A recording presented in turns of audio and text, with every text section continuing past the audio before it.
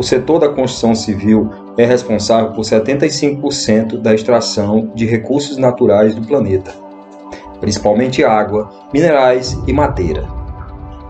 O desperdício de materiais na obra é extremamente alto, podendo chegar a 40%. E essas construções eram ainda cerca de 50% dos resíduos sólidos urbanos. No Brasil, a participação dos edifícios no consumo de energia elétrica é superior a 45% e este percentual está crescendo mais rapidamente do que a economia. Estima-se que seja responsável reduzir 30% a 40% o consumo de energia nas fases de uso-operação do edifício.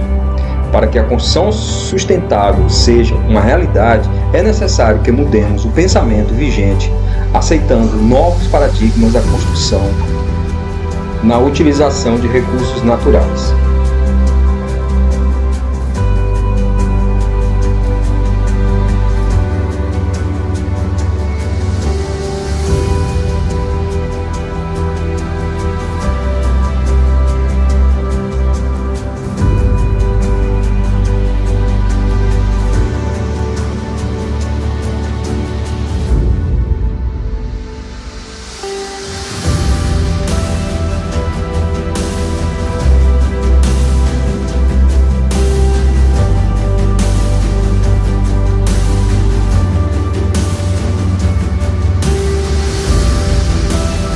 A cadeia da construção civil, ela tem uma importante participação no PIB e também na geração de emprego.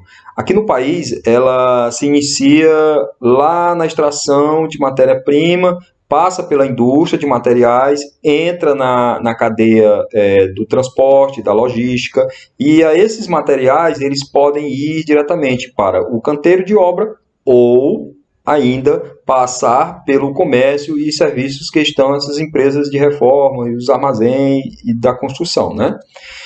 Bem, ao longo dessa cadeia da construção, são gerados alguns impactos ambientais bem significativos. E isso se deve ao fato desses segmentos fazerem uso intenso de recursos naturais e também da geração elevada de resíduos. Isso porque ocasiona um desperdício em torno de 80% de materiais como tijolos, conforme indica já estudos científicos, que aqui no Brasil, segundo dados do Departamento Nacional de Produção Mineral, DNP, são gerados cerca de 70 milhões de toneladas por ano de resíduos da construção civil e da demolição. E só uma problemática que no país, diante disso, foi estabelecido no ADNS 11, que compreende a Agenda, né, do Desenvolvimento Sustentável de 2030, a questão das cidades e comunidades sustentáveis. Nesses ADNS existe uma média de apoio a assistência técnica financeira para que, de fato, haja construções sustentáveis, resilientes, aqui no Brasil. Quem coordena esse tipo de ação e articulação é o Conselho Brasileiro da Construção Civil Sustentável, que visa incentivar o setor ali.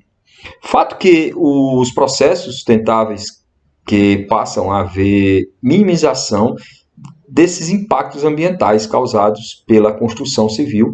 Temos também que destacar a lei que foi criada em 2305 de 2010, que instituiu a Política Nacional de Resíduos Sólidos.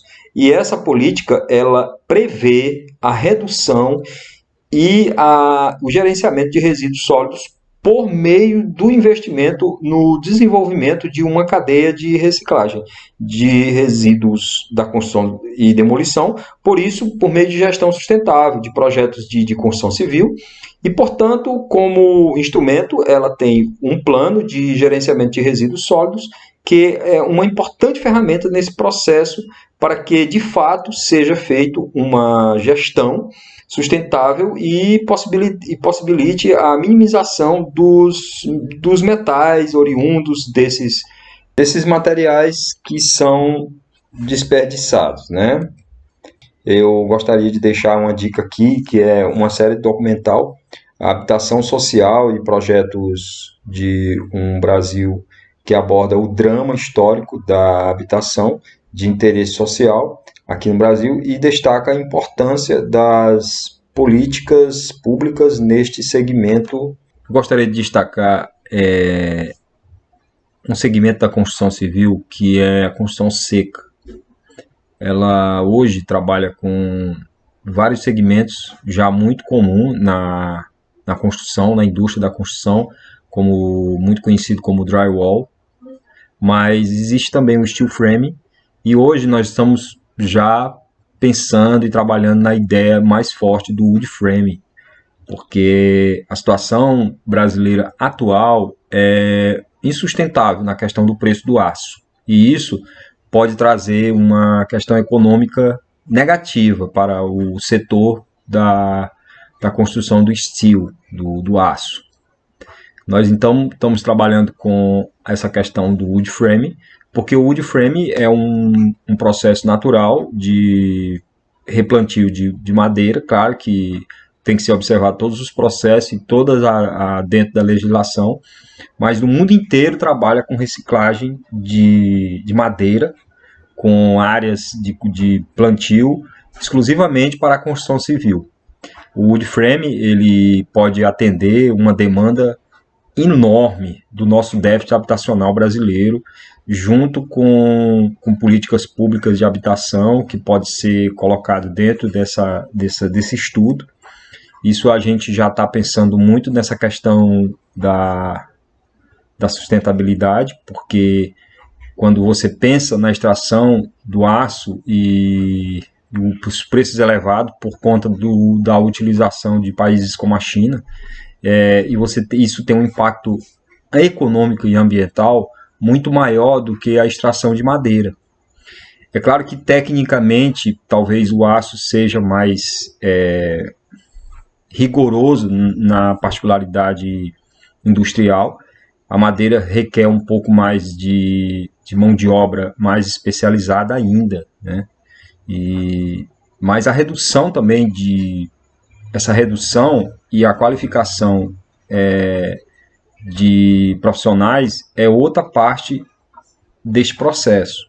A gente não sabe muito exatamente como é que vai se dar essa questão, mas nós temos estudos que a sustentabilidade vai se dar pela madeira. A madeira será um produto que será muito mais utilizado nas próximas gerações do que supõe-se outros pensamentos anteriores, de anos anteriores, que era o aço, por conta dessa modificação.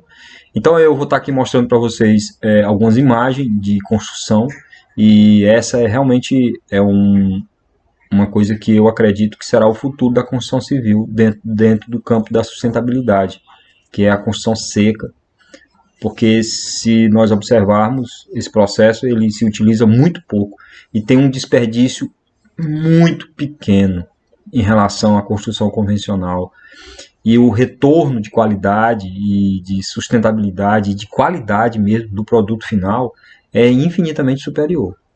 E isso vai também trabalhar na parte econômica, de atender às demandas que se seguirão nos próximos anos.